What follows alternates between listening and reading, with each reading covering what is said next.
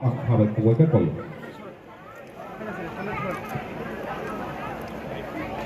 So ya পকরলে জাতি মজুদ ধরা আমাদের চিরাচরিত প্রথা অনুসারে আমরা নারায় মতমঙ্গই মোসাং প্রণোদিত সিংহ রায় ফুকবল বেদিনী মন্ত্রী তাই আলাদা নারায় অক্রয় শ্রী বিসিং ফাইসকা মোসাং বীর কৃষ্ণ দেববর্মা বরং গণং এমএলএ তাই পরিবেশন জমাতিয়া তাই আপনা মোসাং রানার বাগৈ তাই নারায় আলাদা অঙ্গ ফাইসকা মোসাং গরঙ্গ ভূমি খদানি সামুতার নাই তাই এদের আনুষ্ঠানিকভাবে বরণ করেন উত্তরীয় পরিবেশের সঙ্গে হানাই চিনি নবরাইশন তাই আছেন আপনাদের এই বিধানসভা কেন্দ্রের সবার প্রিয় মাননীয় বিধায়ক সিনিয়র সেক্রেটারি শ্রী অপূর্ব রায় মহোদয় আর ডিএম অ্যান্ড কালেক্টর সিপাহীজলা ডিস্ট্রিক্টের শ্রীমতী বিশ্বশ্রী বি এবং আমাদের director of horticulture and soil conservation government of ত্রিপুরার শ্রী ফণীভূষণ জমাতিয়া, তাছাড়া উপস্থিত আছেন চেয়ারপারসন বিশালগড় পঞ্চায়েত সমিতির শ্রীমতী চন্দা দেব বর্মা মহোদয়া এবং আমাদের সবার পরিচিত এই অঞ্চলের অবাধ ওনার বিচরণ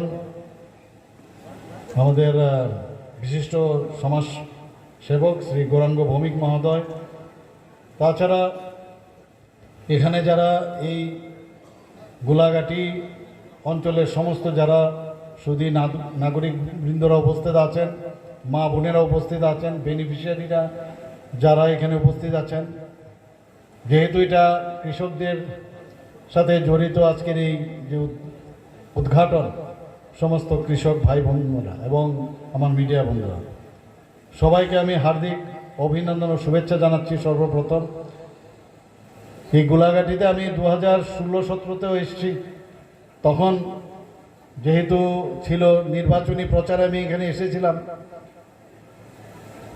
এরপরও কয়েকবার আমি এখানে এসেছি, নতুনভাবে আমি এখানে আসিনি, কিন্তু মুখ্যমন্ত্রী হয়ে প্রথমবার আপনাদের সামনে এসেছি এবং আমার অত্যন্ত ভালো লাগছে যে ত্রিপুরা সরকারের যে বিভিন্ন যেসব কর্মসূচি, সেই কর্মসূচির একটা অঙ্গ হচ্ছে আজকের এই পোস্ট হারভেস্ট ম্যানেজমেন্ট সেন্টার এবং কালেকশন সেন্টার রুরাল এরিয়া। আমি আজকে সকাল থেকেই এই সিপাহীজলাতে আছি।